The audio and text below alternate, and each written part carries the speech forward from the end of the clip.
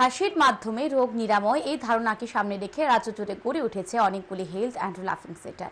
All Tripura health and লাফিং association অনুমোদিত health and লাফিং সেন্টার এমবিবি কলেজ ইউনিট 1-এর 23তম প্রতিষ্ঠা বার্ষিকী পালন করা হয় সোমবার। এমবিবি কলেজে এক অনুষ্ঠানের মধ্য দিয়ে দিনটি পালন করা হয়। উপস্থিত ছিলেন অল ত্রিপুরা হেলথ অ্যান্ড লাফিং অ্যাসোসিয়েশনের সাধারণ সম্পাদক সুশীল কুমার দাস। তিনি জানান, 2000 সাল থেকে পথ চলা শুরু হয়েছিল হেলথ অ্যান্ড লাফিং সেন্টার এমবিবি কলেজ ইউনিটের।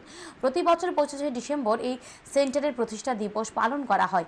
এদিন প্রতি বছর বিভিন্ন সামাজিক কর্মসূচি পালন করা হয়।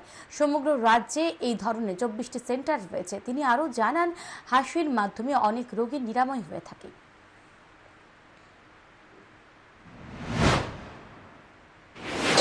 ওদের যে কর্মসূচি আছে অনাথ আশ্রমকে সাহায্য দেওয়া, বিভিন্ন অন্যান্য সেন্টারগুলি রাজ্যে 24টা লাফিং ক্লাব আছে।